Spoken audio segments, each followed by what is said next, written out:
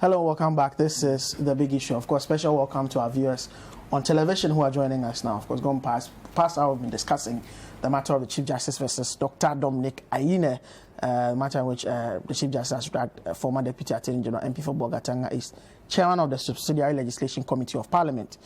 He's been dragged to the Disciplinary Committee of the General Legal Council for making what the Chief Justice calls disparaging remarks on a CDD platform. We've been engaging Dr. Kojo Asante, Director of Advocacy and Policy Engagement at CDD, Franklin Kujo, Founding Director of Imani Africa, Ibrahim Mutala Mohammed, who is a Member of Parliament for Tamale Central on the ticket of the NDC, and of course, lawyer Martin Kpebu, private legal practitioner and Director of the Human Rights and Advocacy Center. Of course, Human Rights and Governance Center, sorry, not advocacy, governance, yes. Yeah, so your comments, of course, welcome. 0550585832. That's the TV platform, and on radio is 0549986996. 0549986996. So I'll come back to Lawyer Kpebu, yes, to make some wrapping up comments on this issue. Yeah. So as I said, this is not the first time, okay, that such a matter would have been taken to General Legal Council because of a comment that a lawyer would have made, okay, that doesn't sit well, okay, with the system. You remember even after the election petition, there was an earlier one involving Dr. Aziz Bamba, right? Yeah. Yes, it was resolved. It didn't go far, right? The bar that you see how this things turn out. The bar that Mutala is attacking stepped in. Oh, I haven't attacked them. Right today, the governor when we are here, this is attack. Okay, you've criticized. No, you see, criticisms have become attacks. But you have used the word attack today more than anybody else. You call the session at the Ria Kutu an attack on the Supreme. You've been using the word attack. So I'm sure that's how come I so latched onto it. That is categorization of issues. So you see that the earlier one, it was resolved. Okay, so I think that my driving point is that from looking into the crystal ball, I have a crystal ball on this occasion. Interesting. And looking into it, I think that this matter is going to be resolved the same way as Dr. Bamba's was resolved. Are you also working behind the scenes? No. Hey, me, I beg you. Okay, so let's matters live. Let me go back onto Zoom and talk to Dr.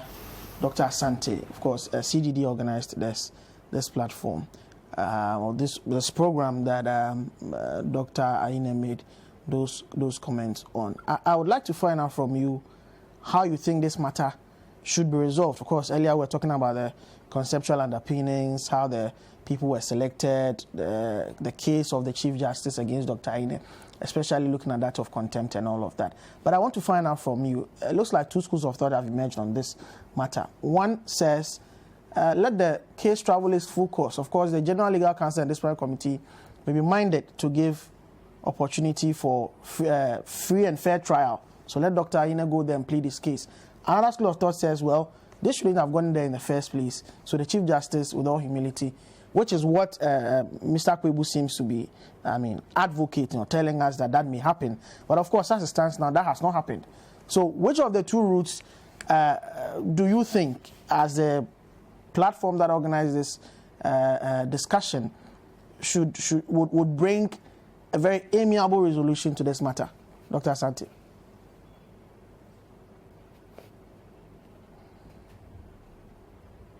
Dr. Asante, please unmute your microphone for us. Thank you.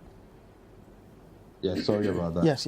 Actually, I think there's the third route that would, for me, bring a more sustained resolution to this, because I don't think either of them, for me, will be satisfactory. There are a number of principles that are at play. And what has happened for me would send a chilling effect to young lawyers, even very, very senior lawyers, because you don't want to risk, this record on your professional conduct, and it can be devastating for people. And so it almost becomes self-censorship, and for those of us who are trying to create a system that really allows for civil discourse on these matters that can be price sensitive, these matters that are almost integral to consolidating democracy in Ghana, it's a worry.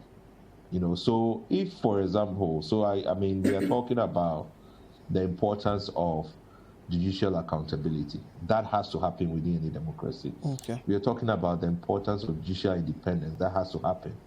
We're also talking about free speech, and we are talking about academic freedoms. These are all critical aspects, and in a way, there seems to be clashing.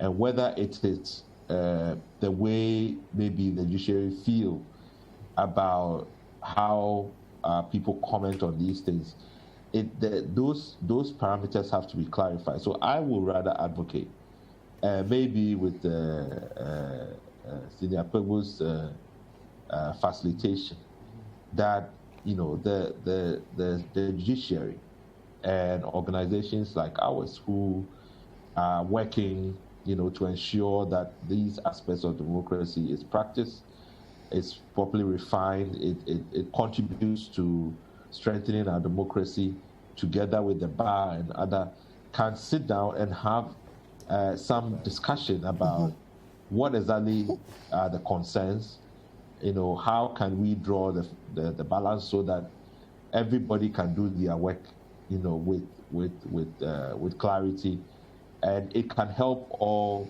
the sort of various components of our democracy, to move ahead, so that we don't get these kinds of things coming up. Otherwise, as I said, it will send a chilling effect, and that would undermine civil discourse in this country. So that is what I would propose as a way forward. Okay, sure. Let me go to Franklin now. Same issue. How do you resolve this? Travel full haul, or the third way that Dr. Asante is proposing now, or it should be withdrawn? I understand there's something called alternate dispute resolution. I think that they could employ that as well, and then deal with this matter. But you see, the problem is that the alternate dispute resolution also suggests that there have been some flagrant abuse of the law. But in the interest of I did not buy that, by the way, but I'm not a lawyer, but I still did not buy that. I think we should let this matter be dealt with through the third way, instead of, as it were, impugning the integrity or indeed the professional, should I call it the professionalism of the lawyer involved. I think we should not send signals that suggest that we are not bendable at all. But the third way is fine. Okay. Yeah. Thank you very much. We would move away from this issue. I thought you were going to ask me. There's been a round for everybody. So, okay, well, maybe just one last concluding comment for both of you. I think that all of us, whether lawyers or the politicians and everybody, must understand that we're in a democracy. And in the democracy, you give up certain things to get certain things, isn't it, Lord? Trade-off. Yes. And there are some important ingredients that makes our democracy to strive. We happen to be like an oasis in turmoil, that regardless the challenges that our democracy experiences over the years, is still better than a military dictatorship. And in a democracy, nobody is above the law. The president, the chief justice, the ministers, MPs, we are all under the same rules and regulations. Of course, among people, there are some who have certain things than others, And for me, it should be our cosmic concern to do everything possible to defend this. When opportunities such as this occur, unfortunately, you begin to see people casting some doubt in the independence of the judiciary. And for me, that is dangerous. That's why I reiterated the point that I have no doubt in the integrity and the independence of the judiciary in this country. But when you do certain things that give credence to people to say that, after all, the judiciary is not independent. If you have an organ of a state that dispense justice, more or less, serve as an arbiter between, our living and, because if a judge sits in a case and says that, hey, you are guilty, and I was happy when he made the point that the cases or judges' work is not only what is in the books, but the food he ate in the morning before coming to the case and others. All those things matter. Lawyer, that is the more reason why I thought that, the accolades you heaped on the Chief Justice, and I believe that he would have known Lawyer Ayeni for a very, very long time. We're all lecturers. I thought he could have just called him and tell him, look, you did this, we pardon you, we think that this thing is overboard. Ayeni could have just come without even anybody knowing to say that, oh, look, I made these statements and then I feel that perhaps many people don't take kindly to that. Look, when we sit on programs such as this, you can make certain statements and someone will send you a text message. I thought that this thing you could have. So in your subsequent statements, you just bring it in just to appease those people. Sometimes people apologize on programs, not that they are afraid, but they feel that they tag the sensibility, the sensitivities of people who are listening. So for me, this is the way to go. But to be very honest, if you monitor the airwaves, and I'm happy yourself you have the consent of people, for me that is dangerous to our democracy, because once people begin to cast doubt on the independence of the judiciary or the legal regime, then we are doomed. Okay, well, let me come to you, Lord, but you would tie in your last comment with the next issue that we are going on to, which has got to do with also another judgment by the Supreme Court with regards to Fix the Country campaigners or the Fix the Country movement. This week they secured a judgment from the Supreme Court. I'm trying to read some reliable portions of the judgment, which is the dream of many law students, just about 3-page judgment. A lot of them wish that the judgments were anyway. So this one says, after hearing from both parties, we are of the view that the application be granted in part in view of the indefinite nature of the order made by the Trial High Court. Order 25 Rule 19 is explicit that an application made ex parte under sub-rule 3 of the order shall not remain in force for more than 10 days. For the trial judge to order that the applicants and their assigns be prohibited for embarking on the demonstration on the 9th of May or any other date until the restriction on public gatherings is lifted by the appropriate authority, the trial court clearly exceeded its jurisdiction. We therefore direct that the part of the ruling of the trial court which renders its order indefinite and under the restrictions on public gatherings is lifted, be brought before this court for same to be quashed, and it's hereby quashed. We, however, refuse the second leg of the applicant's prayer to restrain the Ghana Police Service as prayed for in the application. So, of course, the matter was taken to the High Court. They lost. Police won. They decided to challenge it further, went up to the Supreme Court, and this is the ruling that we have 2 legs. One, you can't place a perpetual injunction on their right to demonstrate, but you can't do that also without the police and in clear, in consonance with the Public Order Act. Okay, so my last comment on the CJ versus Ayeni. Okay, so briefly, it's the case that one thing is certain, and that is that this won't be the last comment that a lawyer will make, expressing his feelings or his sentiments about the performance of the judiciary. This won't be the last. There will be many more of those into the future. That's always been the nature of our society. Briefly, I can remember this in page 28, Republic vs. Mensah Bonsu. He said this judge had lied. He said there was chicanery and all that. He was cited for contempt, yes. Eventually he was found liable because he had used the judgment, the uncertified one. When a court gives a judgment like what you are reading, it has to be. He was using one that was not certified, so the court found him liable because of that one. But not the comments itself per se and the rest. From there, don't forget, there's this popular one that Professor Tuguba, you remember in Gimpa a few years. He was bold. He said, look, these judges, they go with the executive, the people who appointed them, and then Anas.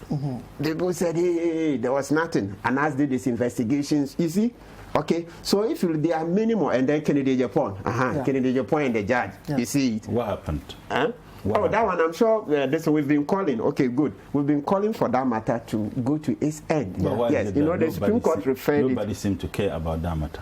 Oh. No, I just want to know. So, Kojo, maybe what you can do is that sometimes, we come here, we give submissions, and Monday go back to the system, go to the office of the judicial secretary. Yes, okay. Look, can I ask a question? No, I'm just a question.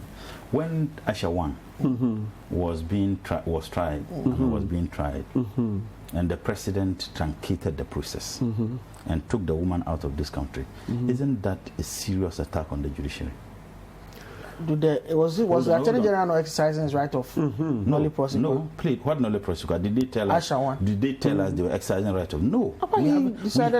We haven't been. We decided not to continue with the issue. We have with what reason? They never give us. So that's a different matter. No, they never give us any reason. Wow. They are bound to have given us a reason. If they said it was nolle prosequi, nolle prosequi, as far as I'm concerned, doesn't mean acquittal, isn't it? No, but you just stop. Yes. So if you stop, I'm saying that we haven't been told. In fact, yes. No, I'm not. If there's any, I stand to be corrected. If there's any, lawyer, please. Isn't that the biggest attack on the judiciary ever in this Fourth Republic? Oh, hold on. Yeah. I'm asking, isn't that the biggest attack on the judiciary under the Fourth Republic? If there's anything similar or closer to that, tell me. Okay. Oh, but there was one, your people came and to the court to come and physically attack the judges. People, we had to flee from the court premises. That one was physical van, the buses that came from Canada and all that. The Kumasi thing, where a judge was seated on the case. But you see, the Warrington, you see, I don't want to talk about. But you are the one bringing other examples, so you see where it's going. I thought we had even moved on from this issue. I'm not saying you Mutala, please. The person who should be the lead in defending the constitutions, the laws of this country is the president. Yeah, without doubt. Now, if a chief comes home with a weird haircut, what do you expect your subjects to do? They come home with tepiajo. In the matter of Asha 1, the president himself. Oh, but who? When the senior minister was asked, the reason he gave... Respectfully, Asha 1 is not up for discussion. We are talking about... I've forgotten the facts, so please, please, I don't think it's fair to... We are talking about... And it's fair to... I just asked a question. I need his legal... I'm giving some of the answers, so instead of becoming murky. I just need his legal guidance. As you go to his chamber, how about the viewing public? I need to know. We're also talking about a matter of constitution. So the point is that, look, our country has always been strong, okay? Lawyers who continue to express their sentiments. This won't be the last. And of course, sometimes when the system also thinks that, okay, this is untoward, the system also reacts. It will always be like that, okay? So that as it happens, we strengthen our democracy. Okay, let's come to Fix the Country. Yeah, the Supreme Court did a marvelous job. I mean, actually, that's an understatement. I'm at a loss for words, okay? Yes, because, for so long, the police had been using this ex parte thing for too long, okay? Yes, and then thereby, kind of making nonsense of our right to demonstrate, okay? They would just go procure the order and then flash it in your face. So do you see that even as of the time the Supreme Court was giving this ruling, the police had another application in the High Court. This time round, they served the convenience of the Fix the Country this demonstration. You say, yeah, so that's a better way to go. That give them notice. Let the other side also come to court, and then yes, but to have just obtained that order, the way it was so indefinite, yes, that's what the court is saying. So, to be clear, what the court is saying that to have gone to the court alone and gotten an order that was to last indefinitely, it's wrong. Okay, that order was only for 10 days, and then if you need something beyond that, then you serve them. That's the one they will say, repeat the application on notice. Repeat the application on notice.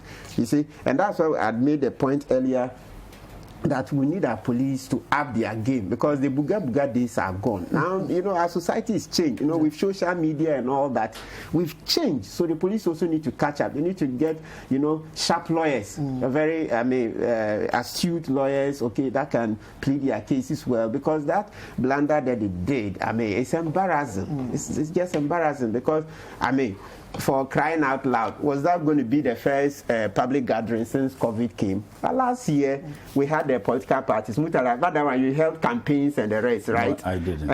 You didn't campaign. You didn't campaign in Tamales. I didn't campaign. I didn't campaign unconscious of the COVID protocols. So what does that there were COVID protocols. Your social distancing and mask.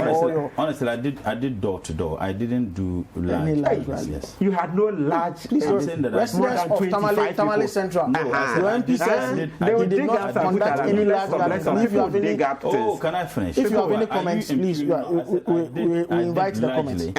Largely, I did door to doors. We did some few rallies, but because I was very conscious of the COVID, and if you check on social media, what I did, I ran a campaign that has never been seen in Tamale Center because of the COVID. I visited every single home just to ensure that we reduce the numbers. I'm talking about thousands of homes. Because if we are visiting every single home, you know, so we leave in the morning, sometimes we finish in the evening, but I was conscious of it. Of course, we had some few rallies, but I was conscious. At the time when I was doing that, the president and his ministers were holding parties. They disregarded that one. So your point is that the Supreme Court having saved us from the what do you call it? This constant domineering attitude of the police is something that we will celebrate for a long time to come. Yes, because now it's very clear that look, they can't do that. They've done that for way too long, you know, thereby rendering Article 21 nonsense, you know, the right to demonstrate, assembly and the rest, okay? Yes, so we are happy for it, and all our thanks and commendations go to the Supreme Court. And also, I think that, I mean, of course, the matter is before the court, so actually the rest of the comments, let's just... Okay, let me come to you now, Muta. Well, since the lawyers are saying that the matter is still in court, I can't but also agree with, largely with what he said, that it is a victory to lovers of democracy. And I don't want to reiterate the same point, that we're in a democracy, whether the police or the judiciary or the legislature, we must all adhere to the tenets of democracy and allow people to express their grievances. And Article 21, Clause 1 give people that right. I can decide to take demonstration as a first choice, as a means of, you know, addressing or drumming home my views on national issues. It is very clear that this government is uncomfortable when it comes to demonstrations. Clearly, the decision to prevent people from exercising their democratic right, as, you know, enshrined in the 1992 Constitution, is a decision taken by President Nana Addo. There is no denying that fact, because the Minister for Interior, who is answerable to the president. In fact, every morning, the National Secretary and the Minister for Interior brief the president as to the security situation in the country at any time. The reasons they gave for denying people to embark on this demonstration is COVID. I don't know whether Sir John's funeral, COVID had vanished. I don't know the reasons they gave. I don't know whether the other programs that they have had, programs where the president participated in. So clearly, President Nana Addo, who is known as someone who led more demonstrations than any politician in recent memory, is strongly against demonstration. And for me, that is a dent on our democratic process. Look, people demonstrate doesn't change a decision you want to take, but it's just that they feel very comfortable. If I have a problem and I have an opportunity to vent out my anger, either through speaking or either through demonstration, I mean, it helps even you, the government. But when you begin to deny people from that, you don't know what they'll be planning. And you see, the worry of some of us, we are not being pessimists. This democracy is still young. We are all, you know, trying to nurture this democracy. We have had democracies in the past, at least not in Ghana, which lasted longer than our democracy. But those democracies are in tatters now. And we should not think that our democracy is so resolute, is so strong that nothing can happen. When we begin to see some of these things, I mean it makes people wonder and begin to question whether democracy, after all, is good for us. Look, I have said, the most useless democratic administration is better than the outstanding military dictatorship. Of course. At least for a democracy, you and I are here. I can speak my mind, I can criticize the system. It's only that under President Nana Addo, you criticize the system, if you don't take time, you'll be killed. For why? Are you challenging that? I don't think that's fair. Ahmed Swale, what crime did he do? But is there any indication that the matter is under investigation? So why do you conclude please, that this has going in a serious democracy? You have a member of parliament who brings the gentleman picture on his TV and says, when you see him, hurt him. Few months after, the man is dead, and that gentleman is not even being invited for questioning. And you tell me that the matter is being investigated. The police invited him. Yeah, the police invited him. To find out what he knew about it. I think that time he was even traveling, so I can tell you, not invitation. He should have been the first suspect. I'm not saying that. No, but that thing of just locking up people, no, it's wrong. Because that one, when you go there, they invited him. So what they wanted to elicit. Okay. So, but already there's been a what do you call it? A Supreme Court judgment. So you can't hold people. So how many years now? We still do not know. Your own journalist. When I talk about that, Kudo, or what the gentleman, Caleb, who makes all of us laugh. What happened? They came here like the elite force in America going to arrest Osama bin Laden. We saw it on TV. What they did here. What did you people do? I'm asking you. The NMC has been. NMC. But we all railed against it. There's a whole lot of beating national security. See how they came out and told them there's a whole one narrative. So you see how strong we are. Movement in the country to get the national security reform. You see, especially on the back of this case. So see some of the reforms that they didn't do anything about implement. They had to implement. You see, I have heard a narrative, and I'm not saying that any of you, the moment you begin to question the willingness and the preparedness of the government and the current administration to deal with those who engage in this terror act, they tell, but this thing happened also under Rawlings, but this thing also happened in this country. But we've complained, and at least we got some results. Complaining is not enough. This kind of foreign, haven't they taken Azugu back? They have, okay, and then the Colonel was also taken back. Taking them back. Yeah. Is that what our interest is? No, the National Security said the Colonel should go back to the military and face the necessary procedure. Deal with the people who engage in that. I am saying in this country, you have a regional security coordinator appointed by a government and a terror group financed by the same government attacked that regional security coordinator, nearly killed him. You have a judge who sat on a case. When those people were being tried, you have the same group of persons who went to the court, but for the intervention of the police, that circuit court judge would have been lynched. As if that was enough. Just recently, you have another regional security coordinator under the same condition. In this country, what is more dangerous than such crimes being perpetrated at the seat of government? Nanka Bruce was beaten to pulp. The government was not interested in finding out those terror groups who beat him. They were interested in finding out who took the videos. These are some of the issues we are raising. Look, you can cite similar examples. I mean, not similar. We have never had this, under any government in the Fourth Republic. But you can cite examples of such. No, but I just showed you the buses were brought were there in the courts. Who brought the buses? Had to flee. Who brought the people who came in the buses? Who brought them? I don't want to go in there, but because you're saying... Gentlemen, let's proceed. People came in buses. Who brought them? Gentlemen, let's proceed. You see, I'm talking about known group. Now you are making references to a group you cannot mention who brought them. I'm talking about a known group who did what they did. And this thing happened at the seat of president. No, let's draw links with the argument you are making to the matter at hand, which is fix the country, the judgment. That is why I'm saying that when people are denied, when people sit by and observe such flagrant disrespect and disregard to the rules governing the conduct of everybody, regardless the stature of that person, people will begin to wonder whether our democracy, after all, helps. And in this case, you have a police who says that we are denying you the right to embark on a right as stated in the 1992 Constitution because of COVID. Just few weeks after that, the police, the president, the vice president, everybody, they went to Sir John's funeral and threw these protocols into the dustbin. That is the point I'm making. Those who are making the laws should be the first people who should lead by example. Now, what excuse will the police give again for denying these people? Yet, in the eyes of all these concerns expressed by people, including myself and perhaps you and my good brother, the police are still insistent that the Supreme Court ruling doesn't mean that you can embark on the demonstration. And in fact, granted interviews and said that anybody who is invited to participate in a demonstration should not do so.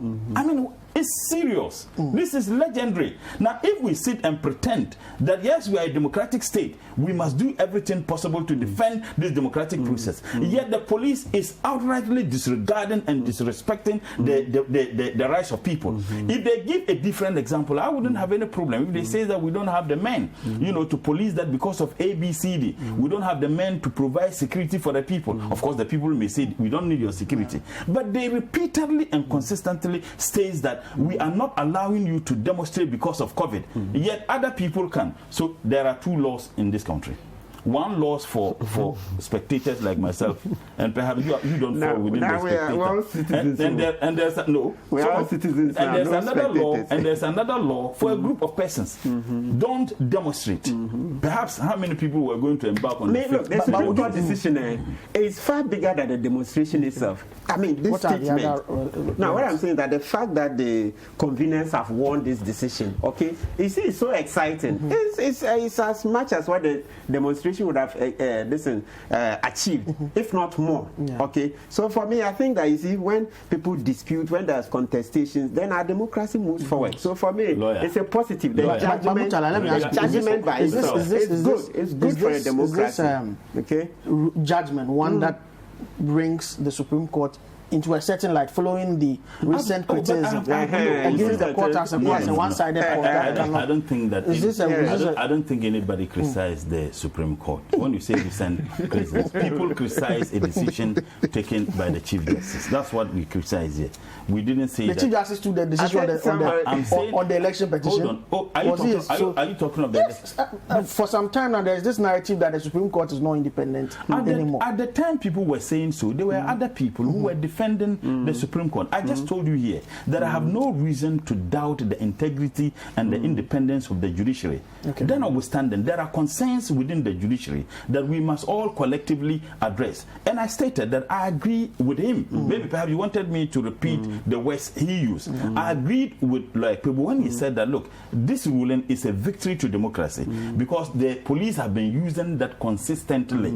That notwithstanding, what use will the ruling make to me and you when the police still insist that you cannot participate in a demonstration and issuing statement or granting interviews through the PRO and says that you can't engage in demonstration? The people didn't go to court just to get victory. They went to court so that they can have the right to exercise their democratic right as stated in Article 21 of the 1992 Constitution. So, lawyer, there is one thing Supreme Court taking a decision in a matter or making laws in a matter. What is important is having the political will to ensure that those laws are adhered to, those laws are enforced.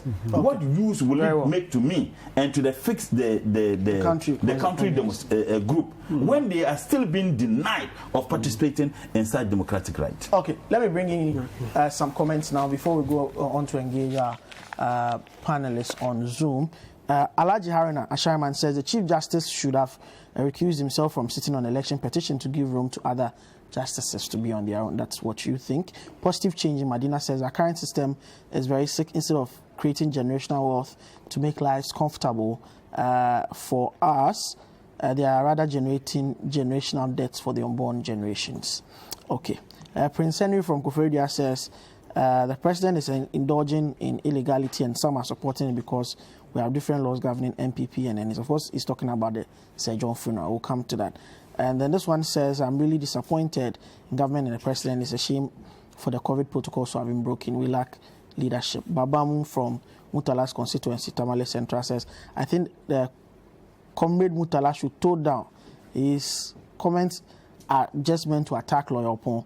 In as much as we would wish, in as much as we would wish to have the CJ not embark on that journey, I think Dr. Ine went too far. I don't think Bamu is from our constituency. Oh, he's from your constituency. How do you know? He's a regular. So he sends a lot of messages. I could be sending you messages from I don't think Kosumokaya. Farouk from Tamale North says, if COVID could have prevented a demonstration from happening, someone who died with COVID's funeral has been celebrated with all government household and nothing prevented it. I think the court is right with this ruling. Okay, there's a message on the Sputnik V vaccine. It says, why are we so corrupt, taking advantage of every opportunity to enrich ourselves at the expense of the country. People in the government should be magnanimous enough to use the COVID-19, not to use COVID-19 to fleece Ghanaians. They should be happy to be in government. Ablade, Ifiakuma Zongo, Chakrade. Let me go onto Zoom and engage Franklin Cudjoe with regards to this ruling or judgment by the Supreme Court on the Fix the Country protesters, what they took to court, and its ramifications for our democracy. Franklin. You know, a part of me feels that the action in court was not even necessary. You know why? Why? Because the Fix the Country movement had attained, in fact, had managed to cause a stir, in fact, to have ministers, cabinet ministers. Franklin, please, can you lean back for us a bit? Right. I was just saying that I was wondering why they even bothered to go to court to embark on a physical demonstration. Because they've achieved so much by doing it virtually, really. I mean, you started a movement which was quite acephalous at the time, and you had everybody talking and hashtagging and what have you. I thought they would rather intensify those campaigns and probably just organize press conferences, because a press conference, you reach, of course, you reach a lot more people than a demonstration that you may not probably have control over. I'm just saying that looking at the dynamics of it, I'd rather have preferred that they even continue the virtual platforms, because that's what triggered this whole conversation. Yeah, but in the process, they've given us a seminal judgment from the Supreme Court, which Lawyer Kwebuye is telling us has even more implication than just what the court just ruled on. Well, I understand that. What I'm saying is that that's not to say that the one day somebody else will not go to court to stop a demonstration and say that, well, because we don't have the men or we don't, it's raining or something like that. What I'm actually I'm suggesting that for me, I would have thought the Fix the Country the conveners would just have continued the activism, because you see, what occupies people's minds and hearts was much more powerful than even having a few people going to demonstrate. Yeah. I'm just saying that I thought they had achieved something mammoth, that they shouldn't have even bothered trying to organize a physical demonstration. Yeah. You know, because at the end of the day, I mean, the movement was birthed on social media. And trust me, there are a lot more. You know, the Fix the Country movement was almost tops in terms of the trending. Yes, for weeks, for days. For weeks and days. So my advice to my good friend Baker, probably I'll tell him, stop wasting your time. You know, running around with policemen who are more interested in preventing you from demonstrating than arresting people who are organizing mass funerals.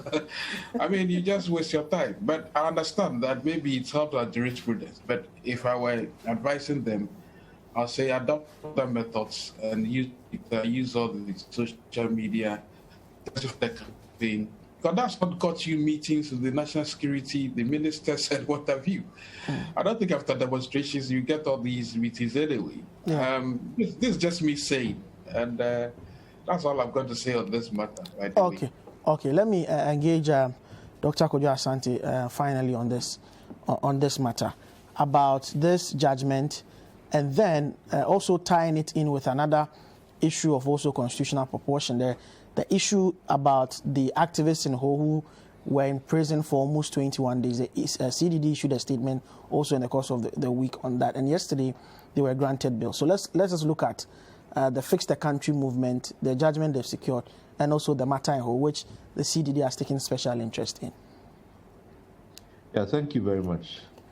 I mean, just like other panelists, I welcome the judgment. I think it's very important for, you know, how we manage the public order and limit the abuse that, you know, has been perpetrated by the police, you know, for many years on this matter. But you see, the whole Fix the Country, you know, challenges with their request, you know, for the police to facilitate a demonstration and the back and forth in the courts really exposes, some of the weaknesses of the rule of law in our current context in a very, very serious way. The Constitution does not create hierarchies of rights. We seem, and particularly government and the state, seem to have prioritized certain things, certain rights against others. So yes, we had to have an election, and that was important. If you are not able to put the process for electing leaders, your democracy basically comes to a halt. So we needed to do that, and that's important. The same way we needed to ensure that businesses are working.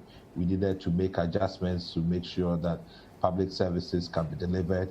All of those things are important, but somehow we've come to a certain a decision that other rights are not important. The right to protest, the right to assemble are not important, and they can be trampled upon, anyhow. That, I think, is a real problem, because we are talking about, lubricating our democracy. We are talking about a democracy basically that has stagnated, and there's a lot of questions. People, particularly young people, are trying to understand why this political arrangement is actually good for us. And the government doesn't seem to appreciate the times that they are in. Yeah. Yes, the security and intelligence are worried about the demonstrations because of the things that have happened at the EndSARS and in other parts of Africa and so on. But I think that the approach it's totally wrong. They are actually creating even more conditions for mobilization, around these issues, because what they have created is two systems. Mm-hmm. The rule of law, where people are not equal before the law, right? People are not equal before the law, and there's selective application of the law. That delegitimizes the state. And I don't think that they have evaluated the damage that it begins to do in terms of government's ability to carry the people with them. So I take it very, very seriously, the way in which so from a security point of view, it might be that it's just about containment, but they are rather creating a motivation, for people who feel that the state does not really care for the things that they are concerned about, whilst they see state authorities and leaders, violating the same law that they are trying to prevent others from taking advantage of. Mm. So that for me is a worry. I think that government really has to have a change of strategy. Okay. And try to, just like it has done with many other kinds of activities, social activities that has been done within COVID, to also come up with a blueprint and say, these are the guidelines if you want to protest. These are rights that we respect, to assemble, to associate. And you can still do that in COVID, because we have to live with COVID. We don't know when COVID will be done. Even if we are all vaccinated, we don't know how COVID will play out. So to take a position that, as for demonstration, it saves us any worries and problems, and therefore we are just indefinitely going to stop that expression of interest. You are going to rather create or give people the wrong kind of motivation. So I really think that there's a need of change of strategy in dealing with this, and just rather provide guidelines and rules to be able to conduct this important rights also within our democracy. But Doc, quickly, just a minute or two on this matter of the whole issue that the activists who have been in prison for 3 weeks, CDD released a statement earlier in the week on the matter, but they've been granted bail now. Yes, so it's the same issue. I was very, very worried, and I've had discussions with some of the lawyers involved and some of the activists involved, And just the way the matter was handled was just so unfair. And remember, these are young people. The whole bill application for a so-called misdemeanor was just completely boggled to the way that it took how many days? Over 20 days for these people to be in police custody. I think even at the last time they were then asked that they should be put in the central hall prisons or something like that. All of these things, there's no real justification why that even should be happening. But to say that you are agreeing with the police that these are these are people with flight risk, and therefore, you have to keep them held up all this while, really betrays, and I don't, because I'll be speculating, as to the motivations and so on. But I think it was just an unfair treatment. And we can have serious disagreement in terms of, our social preferences and so on. But people, to protect the rule of law, you have to protect equality before the law. Yeah. And it didn't happen in this case. And I really don't think that we should continue. You see, we are feeding the young people with a certain sense about the inequality within the system and the special treatment. That will build a narrative that will not augur for the rest of us. And we have to be very careful as we continue along this path. So I am glad that the bill conditions have been set, and they will go back for the substantive case, really, which I don't understand where the police are coming from. But that's fine. Let them go through the process. But the way that it was handled, for 20 days and keeping these young people in police custody was not right, and we should really rethink all these pieces of things that we are doing by the states, by the by the system, that really are conveying very bad ideas about what we are as a society. We have to be very careful, otherwise we will not get the best out of it. Okay, thank you very much. As Dr. Kojo Asante. On that note, we'll take a break. I come back, we'll move on to the second part where we'll be dealing with all issues covered, the Frontiers Health Services contract, how much is traded in so far, how much the company make, how much the government make, and of course, the Sputnik V vaccines and their procurement from Russia, government to government or through a middleman. We'll be right back.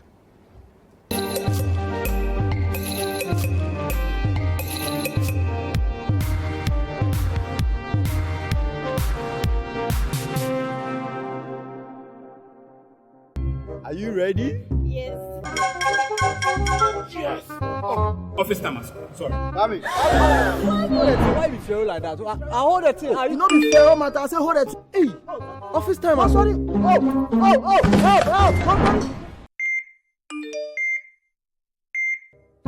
Office time as soon. Office time as soon.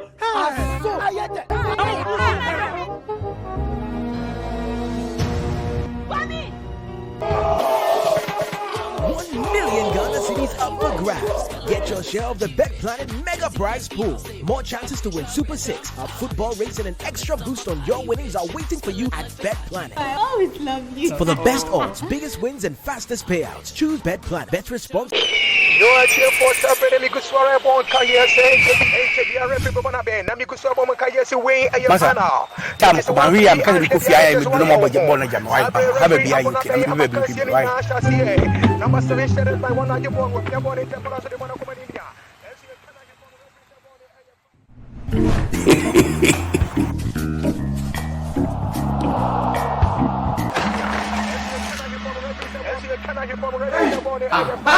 HD logo the bottom. Where you say HD local channels na mo hedo. And so pictures here clear. E 5 times better. As in other channels that go be show hormone. So go the mention mon tram raka why. Oh, what the pictures.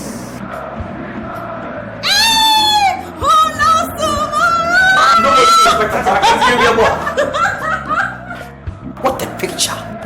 What do AD plus decoder or multi TV and now Electroland agent PR natural local channels now HD the here so better *879# numbers from Kubo box and now the advert AD channels look at Get an HD Plus decoder from now till the 9th of August for just $89.99 Ghana cedis and enjoy 3 months free subscription. Enjoy all the excitement and live sports action in the HD Plus Air Bosso Philippines promo. Promo lasts from 7th June to 9th August 2021. Visit hd-plus.com.gh or call 024-243-9872 for more info.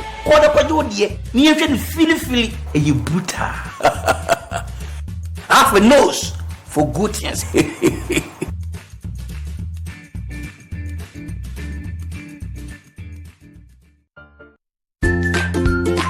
It's time for the Literacy Challenge. Are you a JHS student in Ghana? Do you have Ghana's political governance at heart? Would you like to take on a challenge to share your ideas and win 10,000 Ghana cedis? Then participate in the Literacy Challenge 2021. There are 3 levels of the Literacy Challenge. Level 1, the essay. As an aspiring presidential candidate, in not less than 600 words, write a convincing manifesto speech that is intended to fix the country and bring hope to political governance.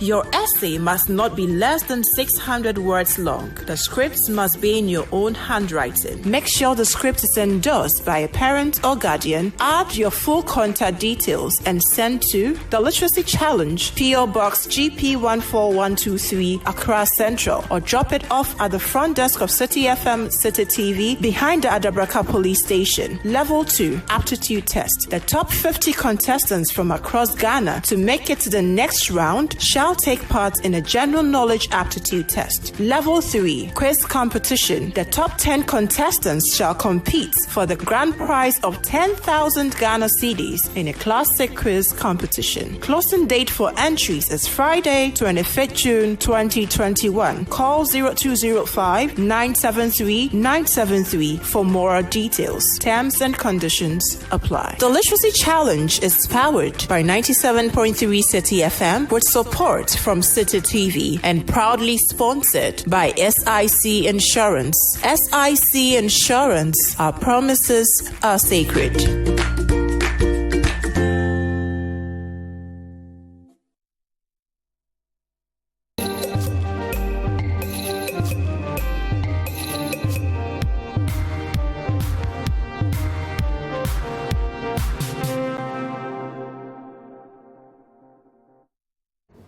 Welcome back. This is the big issue, and so far I've just finished discussing matters in the legal sphere.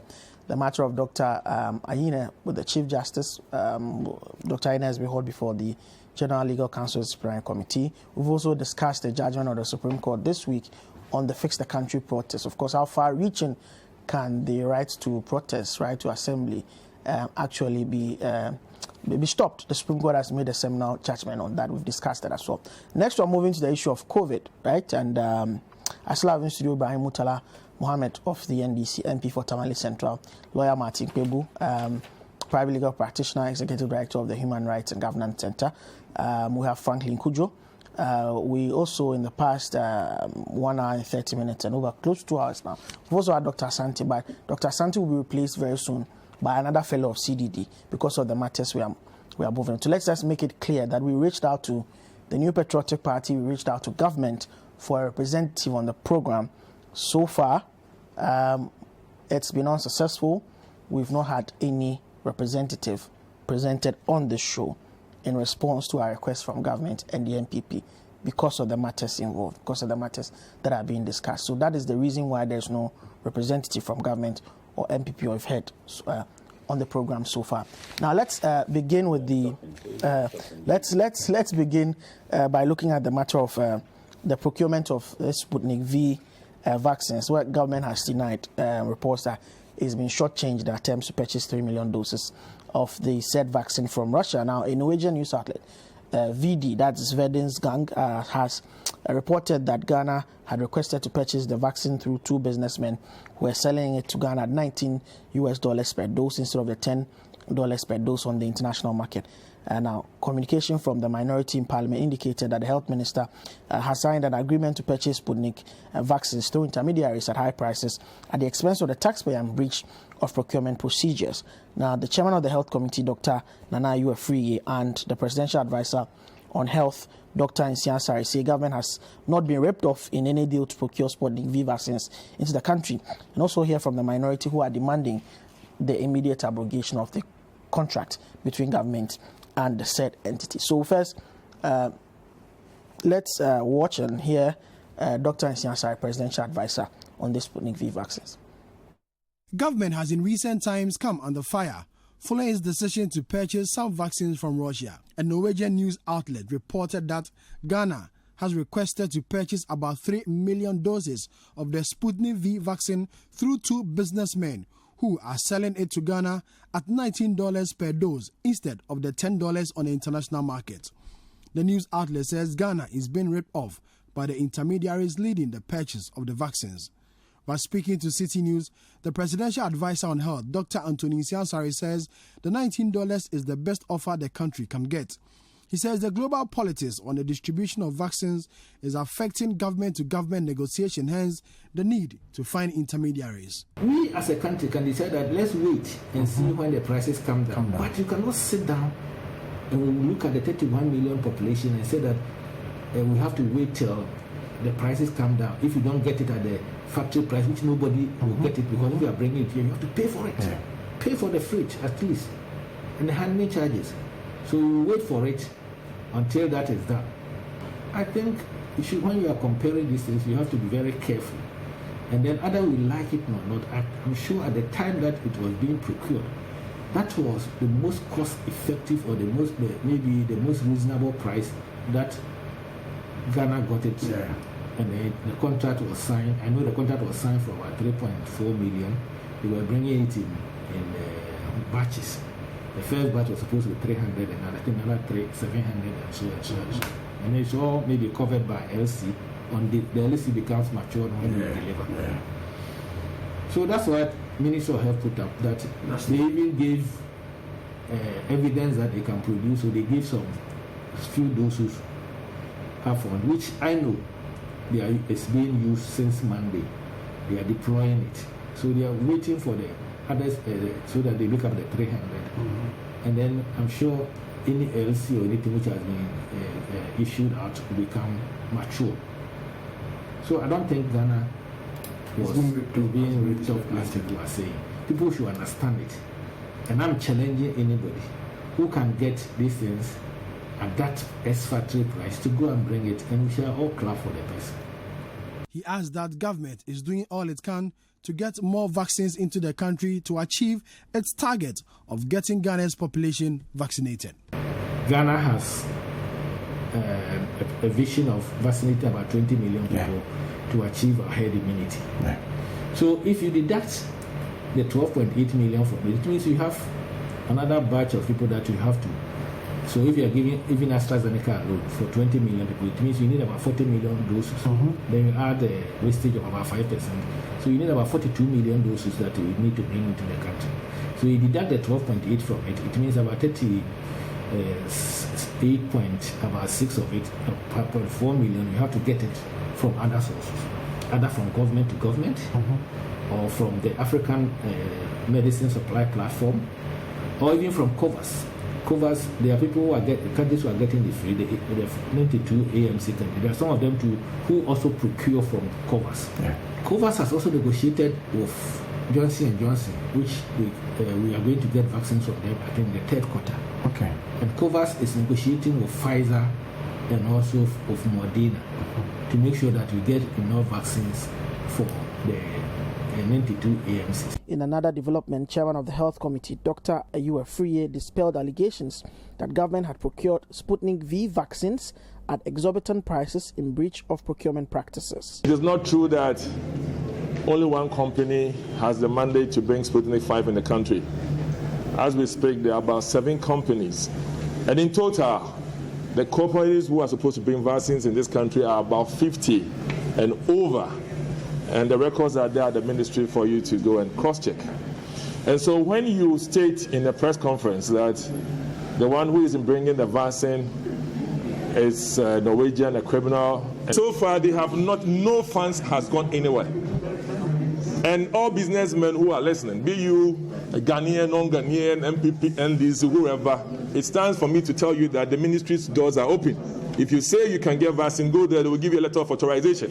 Whatever price you quote is up to you and your conscience. But you should know that overall is the interest of the Ghanaian. So doing business without some level of ethics and guidance, it's up to you and your conscience. If you want to rip your own state off, it's up to you. But you should know that the system, government is working on COVAX, and they are delivering their next schedule in June. So for AstraZeneca, they deal with government to government. For Russia, they don't deal with government to government. Today is 11th June, and government has not been able to commence any of the mass immunization campaigns it promised at the beginning of this year. All we have done as a country is immunization of some selected groups, not more than 1 million within our population. There are also concerns among Ghanaians who took AstraZeneca as their first jab, and now that the supply of same is becoming almost elusive, their genuine concern border on the effectiveness of mixing and matching vaccines from different manufacturers needs to be addressed by government as soon as possible.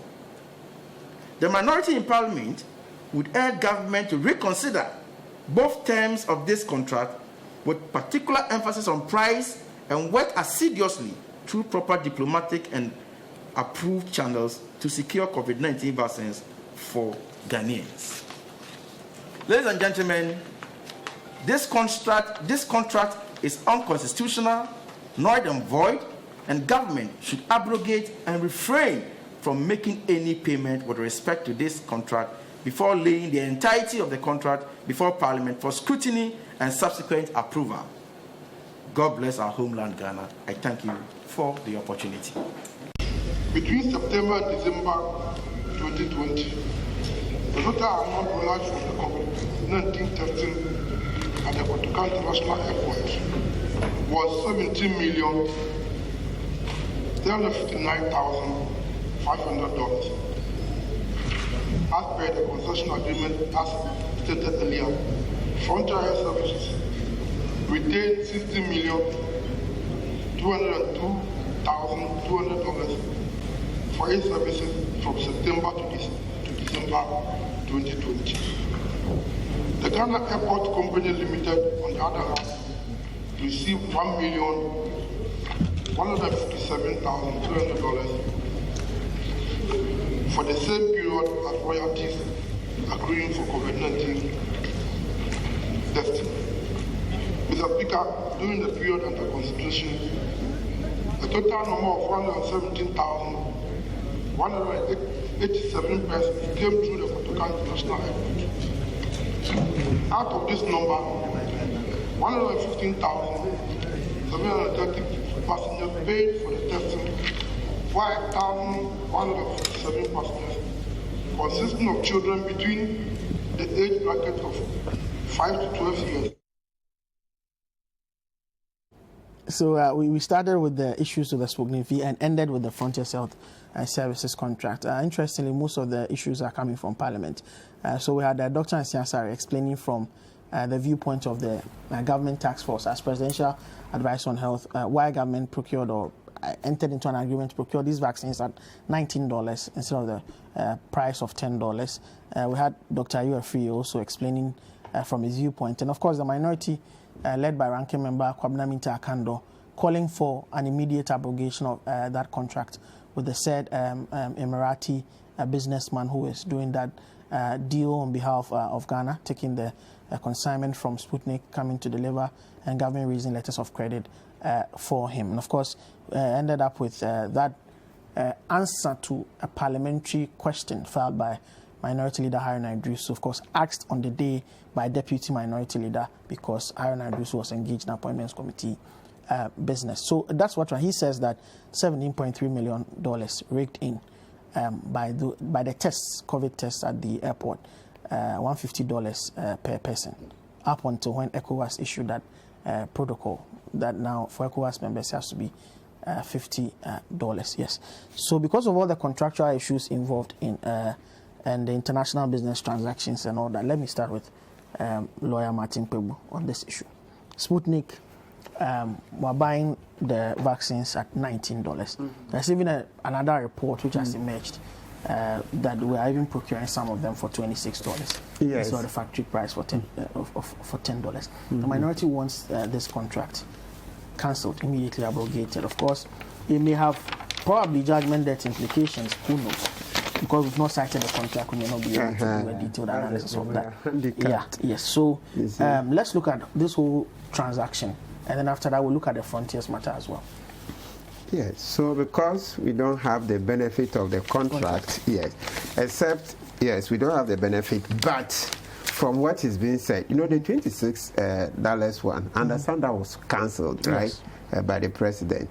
So, I mean, you look at it and you're like, for this same vaccine, it's not the one that the news, I mean, if you monitor news elsewhere, they're saying that the Russians were selling for just under $10, okay? It was sold to some country for just under $10. Okay, then there's the Slovakia and then Hungary, and even EU. The EU one. Below that, EU bought it for 9.6. Yes, but understand it's yet to be delivered, right? And they said they couldn't wait. The delivery is it June this very month, right? So it appeared our leaders, there's a health minister wanted to get ahead, right, to bring it earlier. That one, yes, an attempt to get it earlier is something that I'm sure we all would have said, oh yes, that's a good attempt. You have to pay for fast track or something like that, right? But if you look at it too, considering that there had always been this issue of cancellations, because I understand some should have come earlier, they couldn't meet the deadlines because of what happened in India, the surge in India, and so India needed the vaccines themselves. And so look, bottom line is that this matter, considering that it is the public purse, sometimes you have to just be practical, consider it's the public purse we're going to use. If I were in the shoes of the health minister, he should have approached Parliament, then lay bare the facts. It's not his private money. It's not his private money. It's not his private company he's running. Once it's public funds, and a lot of us already now there's suspicion, and there's good grounds for that because of the way politicians from both sides have looted this country. So there will always be suspicions. So when it's like that, you have to be open. I mean, that's the way I see it. That's the practical thing. It's not your money. What stopped him from laying bare the facts to the Committee on Health? So that once all the parliamentarians saw, and they say, okay, so that others will bring their viewpoints and the rest. So to the extent that I attempted to do this alone, and now it's been shown that it was a very sloppy deal and the rest, I think he has to suffer something for it. I mean, this is not the first thing. He should know that Ghanaians are very vigilant. He should know that Ghanaians are very vigilant. So if you are doing such a thing, because I think I heard saying that there was an earlier transaction that was brought and they approved only $12. Honorable, you are in Parliament, you are closer, if you can help me. I think I heard one of the stations. Because already Sputnik is collaborating with our FDA on Sputnik Light, which is another testing all that they are doing. So already there is that collaboration between the government of Ghana and the Sputnik company. Why couldn't we leverage on that to get these vaccines? Excellent. So this one, I think the health minister has been too sloppy on it. I think the least the president can do is to sack him. Not even a vote of censure from Parliament? That Parliament, if you go there, that's another matter. But at least the easier one is for the president to take notice that we are very angry with what the health minister has done. He's not shown prudence at all. He's not shown any sensitivity to how Ghanaians react to issues of money. When your money is small, you learn how to take very good care of it. If you had explained this, you had put this in the before the health committee, they would have helped you. You'd have been out of it. So to the extent that you don't even know how to ask for help when there's trouble, that shows that the judgment is quite a problem. He has to just go. It's too much. Okay. Let me go onto Zoom. Let me go on Zoom now and engage Democracy and Development Fellow of CDD, and of course, is very, very well vexed in the matter of pharmacy, pharmacovigilance, among others worldwide, and that's Dr. Kwame Sapong Asidu. Good morning and welcome, Doc. Good morning, and good morning to listeners and all in the studio. Doc, the last time you were on this platform, it was about whether we should, how we should roll out our vaccination plan with Oxford AstraZeneca, especially looking at the challenges with the Serum Institute in India and how difficult it was then and is still now to procure vaccines because of the situation in India. Government says based on the supply shortfalls or difficulty with vaccines globally and even the emergence of vaccine nationalism and all of that, they decided to procure these Sputnik V vaccines. Of course, entered into agreements for Ghana to pay $19 per dose instead of $10. All sort of reasons, economic reasons, other reasons. We heard the presidential advice on health have been proffered as to why government entered into this agreement, especially with a middleman who, of course, has got some antecedent in Ghana in some agreements already, but we'll not go into that. But the question to you is, from where you sit, from your monitoring of such transactions on the international level, is there any case to be made by government or any justification for such a deal? Thank you. I'm glad you reminded viewers of what I said when I was last on the program regarding the supply chain constraints. It is important because I remember clearly the question you asked me, and I did say, do you want me to be blunt or you want me to be diplomatic? I ended by saying that this is even going to get tougher. Yeah. The truth of the matter is, if I read the Ministry of Health response, I get very worried, especially when they say that, they only found out in March that COVAX wasn't going to come till June.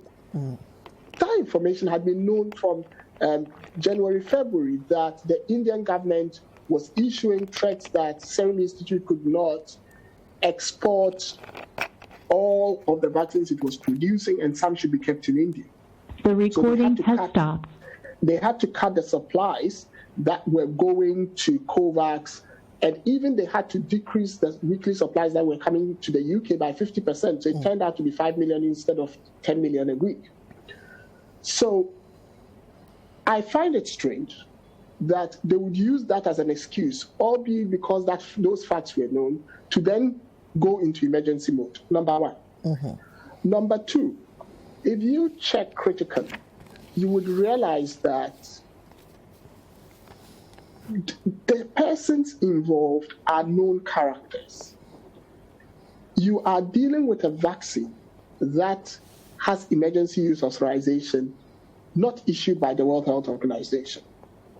That in itself doesn't make it illegal to use the vaccine. Okay. However, to use the vaccine would require emergency use authorization being issued by our local regulator, because we have a regulator. Yeah, FDA. And the WHO, the WHO issues emergency use authorization globally because there are some countries who do not have the regulatory apparatus to be able to ensure the safety of these vaccines when they come into their country. It would interest you to know that the entity that applied for emergency use authorization in Ghana had no business with this contract. How is that possible? Well, that's right. So I'm talking strict policy. I'm not interested in all the dynamics of issues. Yes. The point is, when a drug is in patent, you cannot register it with a regulator twice. Okay. So someone in Ghana, you can check with the FDA, has registered Sputnik V and obtained emergency use authorization.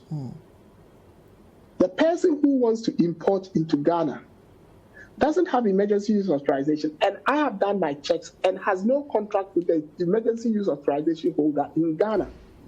How then does our government even go into a contract with such a character? Let's park that there. Then go to the issues of the supply chain. These guys are known to have botched a transaction in Pakistan in February, which is currently being investigated by Transparency International. Their contract was abrogated in Jordan. The two people who are allied to the Sheikh, one is an ex-convict in Norway who has resurfaced and lives in the UK, and the other is a 10-year fugitive of justice from the Norwegian government living in Dubai now. What happened to due diligence? Then finally, I'd want to go to the cost of the vaccine. The cost of the vaccine is $9.96 ex-factory. We are being told that the Russian Development Fund would not deal directly with countries. I want to say here and on record that that is incorrect. I can give you 5 countries. Slovenia has done a direct, bilateral agreement. Hungary has done it. Czech Republic has done it. Brazil did it and cancelled it. And then there was hoo-ha from Vladimir Putin that was politically motivated. In Africa, Guinea has done it because Guinea was involved in the clinical trials and then did a bilateral agreement. Just as you said in your preamble that currently they want to do the Sputnik Light in Ghana. So that would also allow us, if that is successful, to have a bilateral agreement. So it is not true that they don't actually deal directly with governments. In fact, but the statement from the Ministry of Health also indicated that at the state-to-state level, at the diplomatic level, our mission in Moscow had engaged some persons in this, with the Russian government, and still had not been successful with regards to securing a state-to-state agreement. Well, that may raise questions about the level of our diplomatic relations with Russia, but that's what the Ministry of Health stated. And because of that, they had to resort to the use of the intermediary. Okay, let's look into that critically. Yeah. Why were we not successful? The vaccine supply chain, you see, we don't learn in this country, and I keep saying that. When you are developing a new vaccine, go back to the Ebola vaccine of 2014. Yeah. There are people who have to be involved in the clinical trials. It has to be tested on humans before it is given an EUA. A lot of countries did one of 3 things. Either they were involved in the clinical trials and therefore had bilateral agreements, or they paid for part of the research and development, like Israel did with the mRNA vaccines, and therefore were part of bilateral agreements, or they approached the governments very early, long before, because every government knew that the way out of this pandemic was through vaccination, was through artificially acquired immunity. And every government knew, because the vaccine, this is the first time that the vaccine testing has been transparent. Normally, because of patent rights and other things, people do not put out their phase 1, phase 2, phase 3 trial data. In fact, if anything, Sputnik was the one that was more cagey because the data wasn't coming out as frequently as the others, but the data was available. So by phase 2, we knew the vaccine candidates that potentially would see the light of day. We still sat and did nothing. You see, and then people would say that, no, nothing could have happened. Rwanda moved at that point. They got vaccines. South Africa moved at that point. I've already told you about Guinea. Yeah. At least 3 countries in Africa moved at that point and got vaccines. So I struggle with now waiting for an emergency to happen. Like the Englishman would say, don't let things happen to you. Go and happen to things. What happened to us going to happen to things? And now saying that because things are happening to us, we must switch on the emergency mode. And I finally want to conclude as an MP in there. I am aware that the advice from the Attorney General's Department was for the contract to go to Parliament. Did it? No. What happened to due diligence questions being asked by the people we've entrusted to hold the executive to account? These are the things that for me are very concerning. And from civil society standpoint, these are the things that we believe, even if, because we'll go into it and I'll tell you why I don't think that the vaccines will be delivered anyway. But even if they are not able to deliver, the contract should be subjected to the scrutiny it requires so that we learn. And that's why I want to pause for now. Okay. But the minority in Parliament actually said that the health minister has been evading their invitations. That is the Health Committee of Parliament itself, yes. And Kwabena Mintakando didn't make that point. But now they are calling for the abrogation of the contract. In the greater interest of seeking to get these vaccines to, because we have under 1 million of our population so far vaccinated, haven't gotten even a jab. Less than 500,000 have taken the double jabs.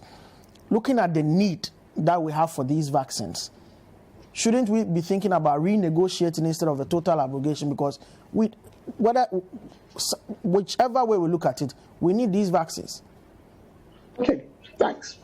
Look at it this way. You go into a contract with somebody. Yeah. He had to deliver in April. Okay. He reneged. No, he had to deliver in March. He reneged. He couldn't deliver. April, he reneged. He couldn't deliver. 15th May, he reneged. He couldn't deliver. We are in June. There's no sign of the June coming. So you are left with just one date in July. What makes you think that this person would meet the contractual agreements to start with? And in that contract is the clause that if they don't meet the contractual agreement, you can opt out. So this is not about abrogation. The guys have breached the contract. Okay. Is that not too easy to see based on the dates? We've all seen the contracts. And you've got like Akpebu in there. If someone violates the terms of a contract, albeit it didn't go to our parliament, what do? You move out. But ask yourself, if the person doesn't have an emergency use authorization and it's coming into your country, and you've got a local dealer who has emergency use authorization, why are we even doing business with that person? Especially when you read the contract and they say, well, if you buy off us and you use it and anything onto what happens, we absorb ourselves of it. Wow. I mean, yes, you have the contracts. They are there. I mean, who does that? Who does that for and on behalf of 31.3 million people? It beggars belief, if you ask me. And so for me, we would go into other things. I have real issues with this thing, but I'll leave it here for now. Okay, let me go on to Franklin Cudjoe now. Further analysis around the table so far with regards to this matter. What are your comments on this issue? Well, I'm just wondering why we didn't go to deal with companies that deal with governments directly. I mean, there was a similar case in South Korea where an opposition leader alleged that there was a third-party arrangement for the Pfizer-BioNTech vaccine. And the Pfizer directly responded and said, look, we don't deal with third parties, we deal with governments. So I've been wondering what it was and what it is the case and what reasons were given for us to, first of all, engage with third parties or companies that deal with third parties. As a good friend, Kwame Sidu, has suggested, even that is not entirely true with the Sputnik vaccine. But I can understand. I mean, Sputnik may not have the capability to manufacture as many vaccines as possible. And so, yes, there may be the opportunity to use third parties, but at least do it right. I mean, let people know. This whole idea of trying to, and I had the director, my good friend Dr. Nsiasari, suggesting that if anybody knows where we can procure the vaccine for $10, they should come and tell him. I'm probably telling him that I now know that the COVAX scheme is going to have close to 1 billion vaccines. And so maybe we should forget about middlemen and forget about overpriced vaccines and start having vaccine diplomacy. I mean, United States ambassador should start talking to the U.S. government, benefit from some of the vaccines they have already indicated they're going to give out. 500 million. Yeah. So this whole idea of trying to, by force, try to procure the thing when clearly, as Dr. Kwame Sidu has indicated, even the timelines are not being met. There's an easier option. Maybe because we have the money. This week, the World Bank has voted some $200 million, has agreed to a request for $200 million to purchase vaccines. I'm sure that loan agreement will be coming to Parliament very soon. But the World Bank has just approved that for us, $200 million. So we have money to spend, probably. I understand that. No, but that's going to be the motivating factor. The fact of the matter is that there are not going to be 1 billion vaccines. Some people say it's not enough. Yes, I know vaccine activists are saying that it's not enough. But 1 billion vaccines is a whole, it changes the ball game. And don't forget, Ghana was the first country under the COVAX scheme to get close to 600,000 jobs, right? So clearly, it tells you that if you strengthen your diplomacy, and we do have good relations with the United States and the United Kingdom and what have you, I suspect we should start intensifying our efforts get on that list, rather than go on this merry-go-round trying to pad numbers and say to people that if you know you can get it cheaper, come and let's negotiate. The fact of the matter is that there's a cheaper option. Let's go and talk to these countries and be on the list. I don't understand why we should be dealing with, why is it by force that you should deal with third parties for a company that has limited supplies? I mean, I don't see the point at all. Unless you don't want to waste a crisis moment, as politicians like to do. Otherwise, frankly, it doesn't make sense. I think we should put on hold this whole thing about buying vaccines right now and explore the options of the Biden administration's 500 million jobs, the G7. I think we should intensify efforts a lot more there than trying to find ways and means. I'm not saying we shouldn't buy, but when you're buying and you're facing stumbling blocks, and in actual fact, you are dealing with multiple agents for a particular vaccine that is not being delivered, what's the point? You know, we can use the $200 million for something else, really. Yeah. I agree. Let me come in studio now and engage Murtala on this matter. The minority, of course, your side of the house is calling for an immediate abrogation of this contract. Dr. Asiedu says there's sufficient ground because on 3 occasions they've had cause to flank when it comes to meeting this deadline that we've given them. I guess I'll speak on this and tie it with the frontiers. The frontier. Yes. One thing I am of much certitude, and I believe that many Ghanaians, is that President Nana Addo will remain in history as the most corrupt leader ever in the history of this country. Like people, the Minister of Health is going nowhere. The president is neck deep. If he is going, then the president would have to go.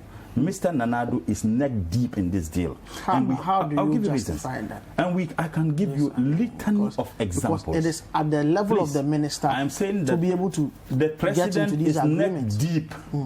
If you have served in government before, there is no way this issue wouldn't have been discussed at cabinet. There is no way the minister wouldn't have had discussions with the president in a matter such as this. When the president sees the need to have, it was a weekly, monthly, address of the nation with regards to COVID. So the president is absolutely involved. But you know that on his own intervention, the one for $26 has been cancelled. That is just a charade. It's just like someone coming to kill you with a gun. And then someone says, no, don't kill him with a gun, kill him with a knife. And you say that, yes, he stopped them from killing you with a gun. Instead, they are killing with your knife. So let's clap for him. Whether 26 or whatever is a complete robbery. But let me just address the issue. The sad aspect in all this debacle is my good friend, Dr. Nana Ayu Afriye. He has just allowed himself to be destroyed by this incompetent and corrupt government. This gentleman, I have known him for a very long time. We're in student politics together. I was shocked that having taken away Okoboy, a fine gentleman, very sharp guy, as a deputy minister for health, perhaps the excuse was that he didn't retain his seat. I thought this gentleman would have been made a deputy minister. Unfortunately, my good friend, you have allowed yourself to be destroyed. People would consider you as someone who is not credible, someone who is not truthful. That's the sad He put out the facts as he knows it. What facts? When the story broke, I thought that the Minister of Health or the Minister of Health would have responded. You know why they didn't respond when the issue came up? They didn't respond because they had no response. They trick him into responding and peddling falsehood. I believe that the time he was making those statements, he knew that he was just asked to say what he was asked to say. But what he said was not markedly different from the response of the Ministry of Health. And he may not be here to respond to the allegations you are leveling against him, Murtala. Completely different. He said, first and foremost, and you played his I feel so sad, honestly, for him. I knew when he was speaking, I was watching his face, I knew that this thing is not coming from a good friend, knowing him very well. I knew where the story was coming from. He said that, look, government hasn't made any commitment. Government hasn't made any payment. And as a matter of fact, that some were quoting 19, some were quoting $10, some were quoting $13. Why is it that the Norwegian journalist was focusing on the one who was quoting 19? And he even said that, oh, those who are interested, that the Ministry of Health doors are open. Ethical businessmen. Yes, you can come. At that time, he didn't know that monies have even been paid. I believe that the journalists did that to trick this government, knowing how they respond to issues. That the Minister for Health, who manages the public purse for and on behalf of the president, had made payment. And that interview came up that, look, we have actually made some payments. So I feel so sad for my good friend. I think that he can redeem. My simple advice is that he should not speak on this issue again. I listened to Dr. Nsia. What arrogance. Absolute arrogance. Our monies are used to pay you, the advisor to government. You listen to him. The kinds of statements that he makes. I think that it's unbecoming of people who are paid with our taxes. Our taxes pay you. So when you want to speak to us with some respect. The taxes don't pay you. The taxes do not pay you. You can say certain things, and even with those of you who are not paid with the taxes of fishermen and farmers, you speak with some respect. Listen to him, and no wonder Doctor made reference to some of the statements he made. There have been a lot of falsehood peddled. One, they claimed that no. That particular price, after they were exposed, and with the interview the gentleman had with the Minister for Finance, they came out and said that yes, the amount of money we paid, the $19 includes, transportation and others. Only for the Russians to issue a statement. You can Google. It's just unfortunate that my phone has been taken. Issued a statement indicating that the less than $10 was the international price. And the doctor from CDD, it's not only Guinea, Algeria and Egypt have all had direct, dealings with the Russians. So what prevented us from doing so? More so when the Russians are already having some testing with the Sputnik light. They are doing that testing in Ghana. We have an outstanding relationship. I believe that because of the diplomatic relationship we have with them, that occasioned they even choosing Ghana as one of the destinations in which they will run this test. Why didn't we take advantage of that? We didn't take advantage of that because they wanted to make money. And we are talking about, even with the $3 million, we are talking about $30 million profit, at least close to $30 million. Now, AU is buying it from the same Russians at 9.75. Why didn't we wait? In any case, we dealt with people whose fraudulent and criminal activities are not hidden. Those people, these are criminals we dealt with. And the reason why this government could deal with criminals is because they want to rob the state. So in robbing the state, you must deal with another gang of robbers. And that is precisely what this government has done. There's another very important aspect that we all need to look at. Now, the idea that they didn't act swiftly to ensure that we got the vaccine so that we'll be able to administer it, timeously. Because many people, those who took the first jab, the date, for example, the date we're supposed to take the second jab elapsed. They came out with all kinds of excuses. Yes, I saw that was 200,000. Yes, responsible government acts responsibly.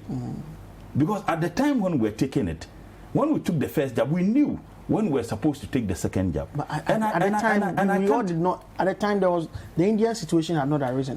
We did not anticipate the shortfall issues with the Serum Institute of India or the AstraZeneca. Because at the time, everything was okay worldwide until the Indian situation. No, do you know the reason why we didn't anticipate? Why? The Indian situation affected only Ghana. Oh, no, it was worldwide. How about the other African countries who act timelessly, South Africa and others? South Africa, they are. I'm saying, couldn't we have done same? And in any case, the reason why we didn't anticipate, because the first one, we didn't buy it. Ghana Beyond Aid, we went begging. When we went and borrowed money, and we are still borrowing, $1 billion from the IMF, hundreds of millions of dollars from the World Bank, and we are still borrowing. No one has been able to account to the people of this country how much we have actually used the money for. We're only told that they use the money to feed us about over 2 million Ghana cedis a day. when they had the three week lockdown. When we all knew that the lockdown happened in some selected cities, Accra and Kumasi, and in fact some designated area, we were told that they spend about 2 million Ghana cedis a day. That budget was presented to Parliament. The finance committee had occasion to scrutinize that budget. What? Because that money was being taken out of the stabilization fund. Please, apart from that, they used the COVID money for the purposes of engaging in the 2020 elections. They gave part of the money to MBSSI. They gave the money like you are giving sharing biscuit. I am telling you, that happened worldwide. Businesses were supported. Were they supported?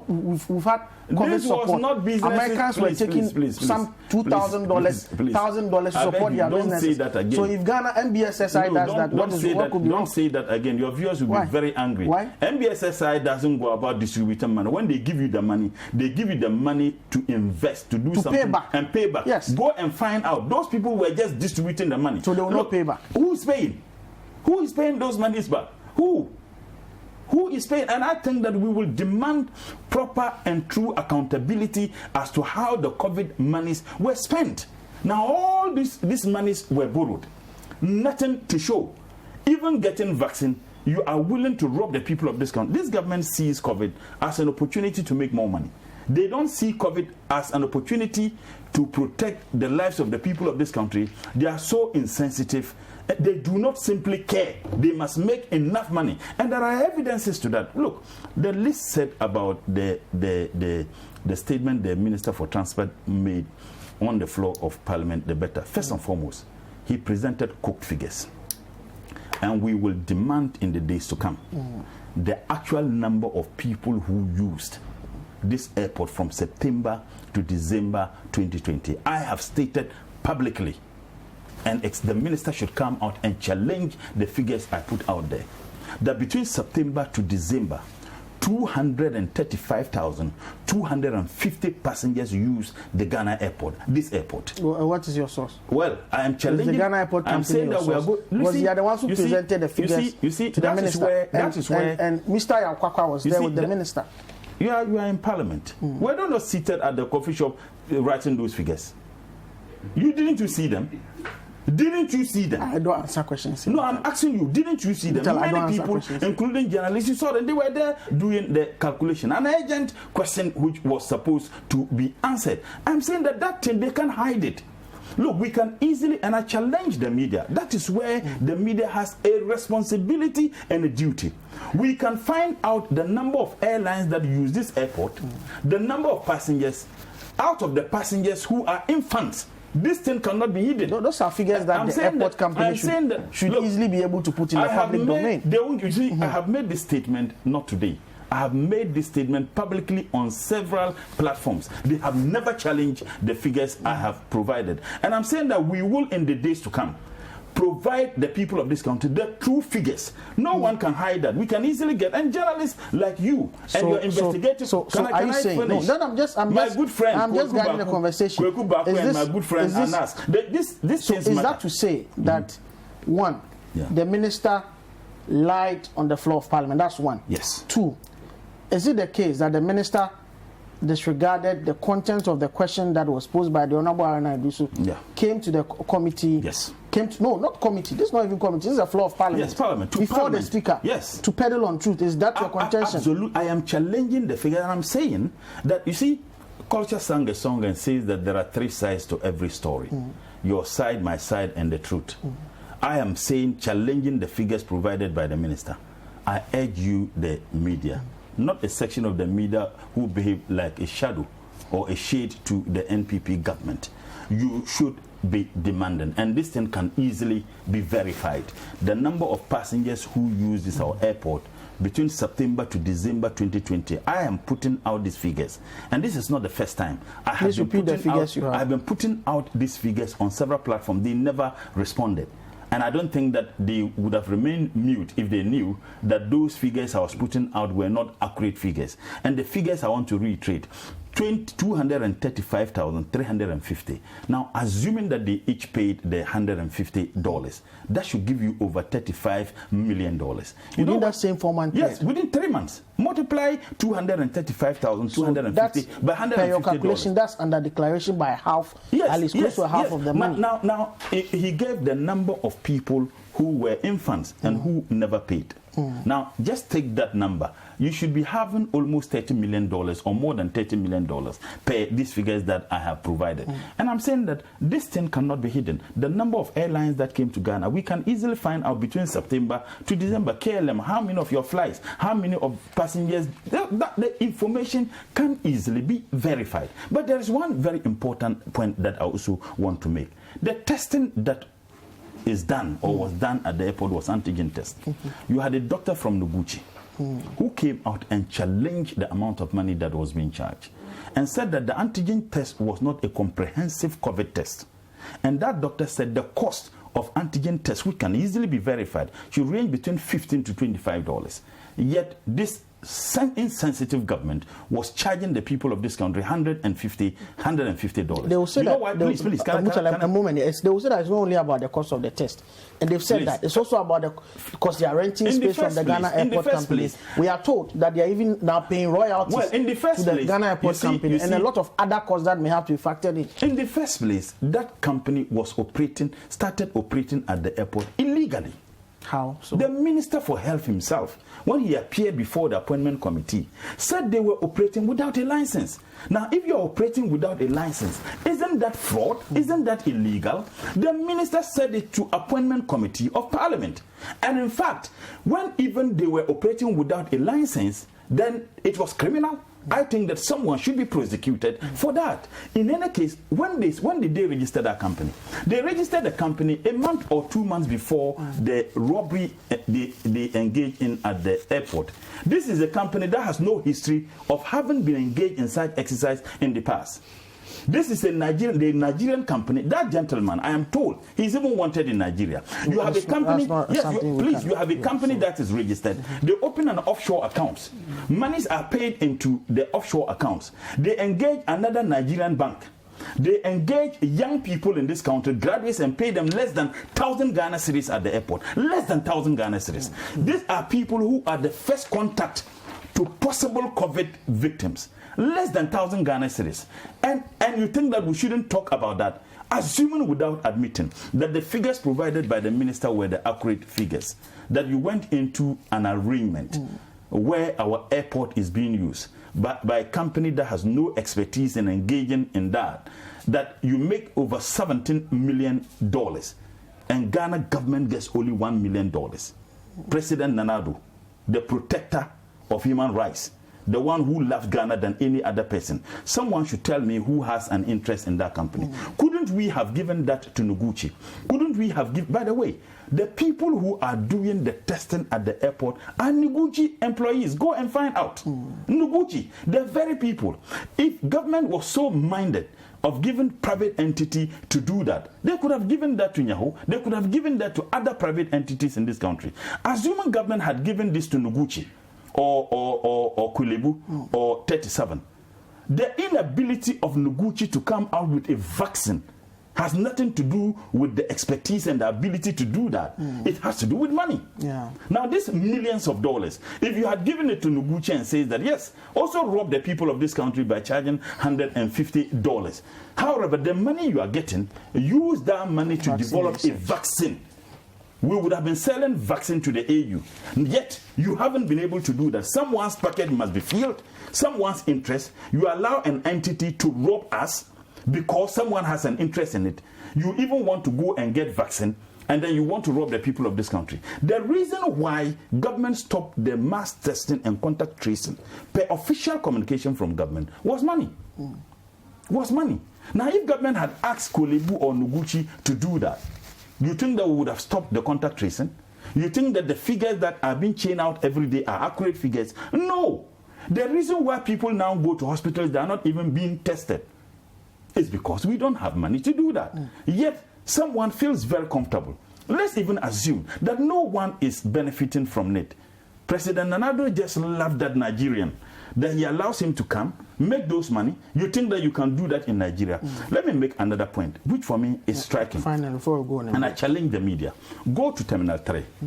And I am on record to have defended the interests of our neighbors strongly. I'm on record, and I am on record to have defended them as a student leader. But I am saying that go to Terminal 3. You find a lot of foreigners working there. That is even a danger. And they are engaged in activities that are not beyond the capacity of the citizens of this country. That is what President Nana Addo has done to the people of this country. So I'm saying this government will remain in history as the most corrupt government ever. When Doctor said that the NDC and the MPP in the past have looted this country, Doctor, please, the NDC haven't looted this country. Assuming that the NDC even looted this country, did we go? Very well. Did we come? We are talking about this outstanding looting and robbery that is going on. We have to go. We'll go on and break now. We'll take our last break. We'll come back and then tie all the loose ends with regards to this issue. This is the big issue. Stay with us. We'll be right back.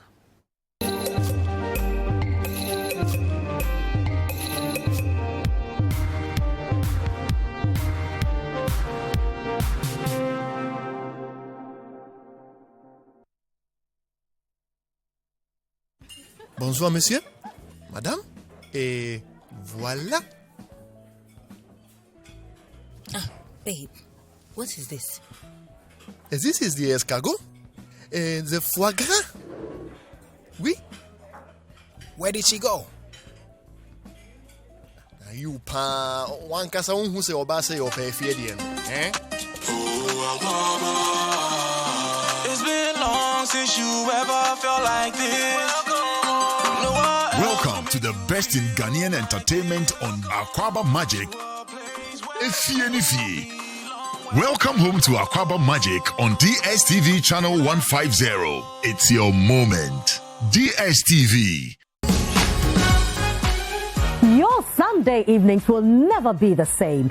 Every Sunday at 7 p.m., make a date with me, Frema Dunyame. And me, Nanatufo, for Upside Down on City TV. From setting the facts straight to intriguing conversations. Some people still don't know who Stonebwoy is in Ghana, you know. Don't underestimate that. Maybe majority will, but some people. But I believe that so far so good. We are closing the gap.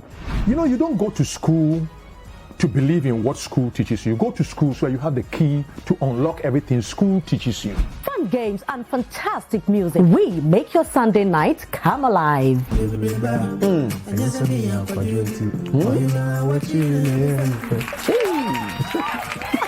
Every Sunday at 7 p.m. on City TV. Politics is scary. I've seen friends of mine go into politics, and some of the things they write, I call us, now you get sense. Like, you used to be one of us. Yeah.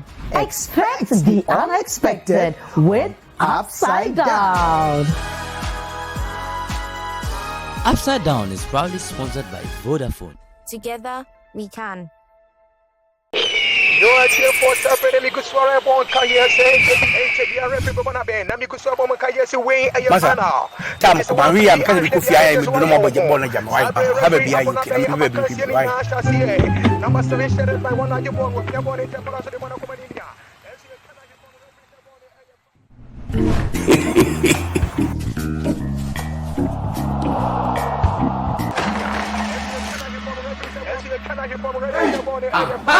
HD logo the bottom. Where you say HD local channels na mo hedo. And so pictures here clear. E 5 times better. As in other channels go be show hormone. So go dey mention man tram raka why.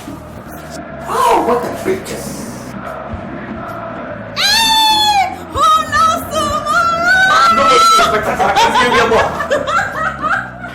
What a picture.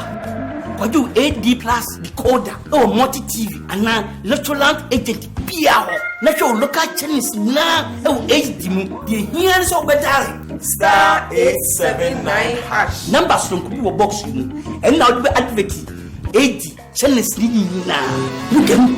HD Plus decoder from now till the 9th of August for just $89.99 Ghana cedis and enjoy 3 months free subscription.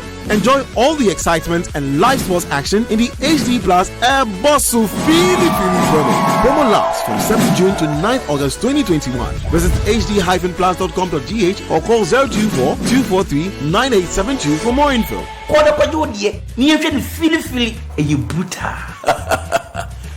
Half a nose for good things.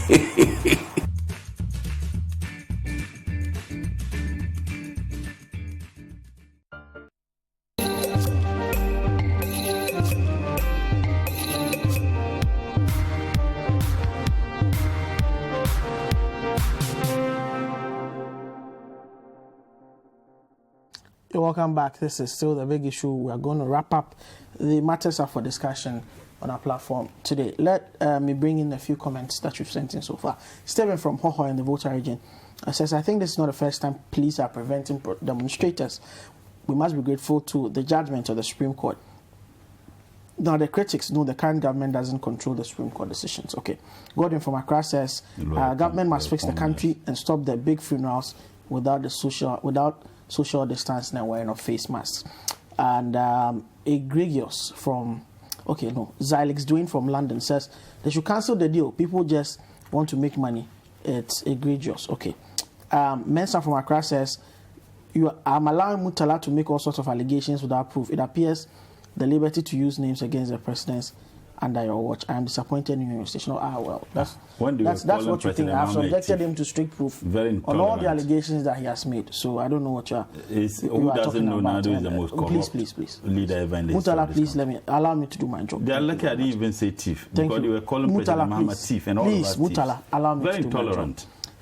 Eduji from Medina says Ghana today is undergoing an animal farm where 2 legs that used to be bad are now better than the 4 legs which were believed to be good.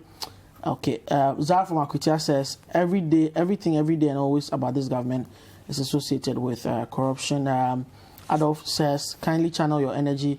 This is the Chief Justice towards making our courts more efficient and reduce the delays at court. Okay, let's go on to Zoom now. If Dr. Sidu is there to make his thoughts on this Frontiers issue and the declaration made to Parliament with regards to the numbers and the split in disbursement formula therein.